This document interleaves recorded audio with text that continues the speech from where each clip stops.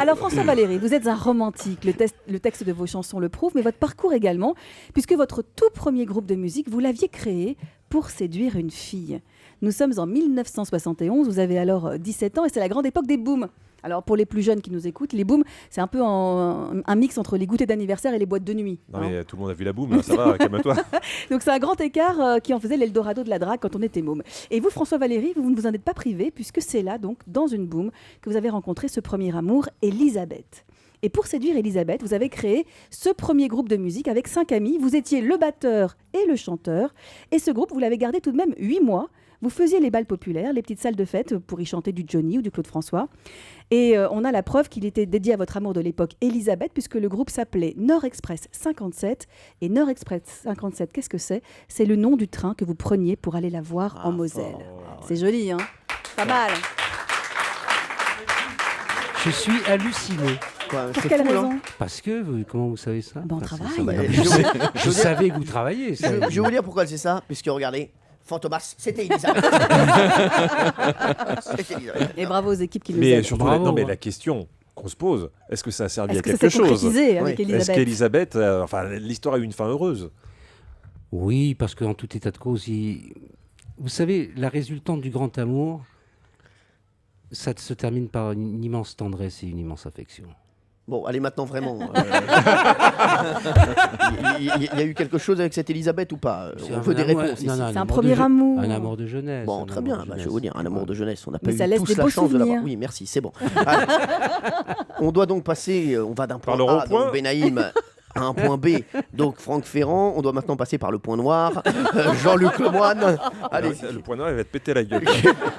Alors, François, on vous connaît en tant que chanteur, mais vous l'avez dit tout à l'heure, vous êtes aussi compositeur et vous avez fait surtout beaucoup de musique de film, avec beaucoup de talent, puisqu'il y a même une citation sur vous de Julia Migenes-Johnson, chanteuse et actrice américaine, très populaire des années 80, qui avait joué Carmen, entre autres, et qui avait déclaré à l'époque au JTTF1, pour les musiques de films, les Américains ont Quincy Jones et Lionel Richie, vous avez François Valéry. Wow. Ça, c'est quand même un compliment Ouais, phénoménal. enfin, moi, je pense soit elle était bourrée ou alors elle était amoureuse.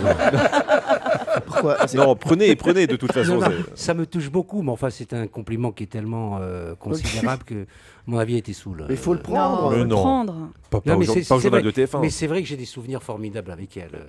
Sur ce film, j'ai des anecdotes avec elle qui sont... La première fois qu'elle... Je peux parler 3 secondes Bien sûr, là-dessus bien sûr. La première fois que je l'ai vue, elle venait en studio, elle est arrivée avec 5 gardes du corps parce qu'elle sortait de Carmen, de Francesco Rossi. Enfin, Bien c'était- sûr. Et puis moi j'étais assez rock'n'roll aussi à l'époque. Et elle arrive en studio, et bon, tout était préparé, les partitions, il y avait une espèce de gospel que j'avais fait pour elle, etc. Puis elle rentre, elle dit bonjour à personne, elle arrive, elle chante. Oh là là, I stand like a broken... Enfin, un truc. Et elle ouvre la porte du studio, elle me dit alors ? J'ai dit, madame, vous chantez bien, mais vous n'avez aucune émotion. Non. Et c'est ce qu'elle a répondu. Je le veux. Formidable. C'est beau ça. Ça, c'est excellent. Et le rond-point, il y avait encore un tour. Oui. Alors, en fait, non, mais parce que ce que les gens ne savent pas, c'est que votre première musique de film, en fait, c'était pour un film érotique. En 1983, pour le film Joy, qui porte bien son nom, puisque ça veut dire joie en français.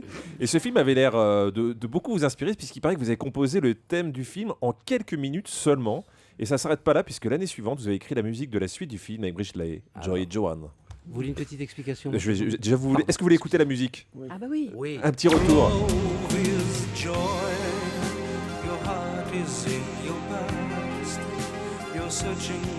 Ah oui. Ah bah oui, tout de suite, là, on est... Effectivement. Effectivement, là, on y est. À mon avis, ça doit faire partie de la discothèque de Jean-Michel Mercier. Oui, c'est ça. Très possible, François Valéry. Qu'on adore. Excusez-moi, je vous ai coupé, vous aviez une... Allez-y. Oui, je rêvais de faire de la musique de film. Et puis, j'avais un copain qui s'appelle Jean-Pierre Imbroris, qui avait écrit ce bouquin-là. Il dit, j'aimerais bien que tu fasses la musique, etc. Bon, et j'ai fait la musique, le thème de Joy sur le bouquin. Alors j'ai voulu lui donner bon, c'est l'histoire d'une fille qui est un peu légère, etc. J'ai voulu lui donner un côté un peu... un peu sentimental. Oui. Mais après, ce qui a été drôle, c'était avec ma mère, quoi. Parce que comment je dis à ma mère que je fais... Ah bah je oui. me suis insulté quand même un peu. Non. Pas au départ. Mais après, comment je dis à ma mère, je dis non, c'est un film d'aventure, maman. Puis après, mon film. Mais Cette musique a fait le tour du monde, Cyril. Non, mais c'est beau. C'est beau. Cette musique, le film qui était naze. Ouais. Mais la musique a fait le tour du monde. Il y a eu 25 millions d'entrées avec ce film. Ouais. Fort. Ouais. Alors, on va enchaîner avec le troisième couple par celui qui a composé Orgasme sur le Danube. Je vous avais demandé de ne pas Franck le dire. Ferrand. Allez-y, donc, Franck, votre scoop. Vous êtes bien placé pour savoir, François Valéry, que être star n'est pas facile tous les jours. Alors, on est dans les années 1980, vous passez votre temps sur les routes, vous êtes dans des tournées permanentes, vous donnez des concerts partout, et pas seulement en France, puisque ce jour-là, vous êtes sur la route pour aller faire un gala en Belgique. Et vous arrivez au poste de douane, parce qu'à l'époque, il y avait des frontières entre les pays d'Europe, et vous tombez sur un douanier. Or, ça ne s'invente pas, ça, quand même. Le douanier, oui, ça paraît bizarre, mais c'est comme ça. Oui, le douanier était complètement schlass. Ah ouais. Et heureusement, chance pour vous, il vous adore, lui aussi. Et alors, vous vous dites, bon, ben, ça va peut-être bien se passer. Il dit, non, mais il me faudrait, je veux absolument un disque, donnez-moi un disque. Alors, vous regardez un peu, mais vous n'avez pas de disque sur vous, vous ne pouvez pas le satisfaire.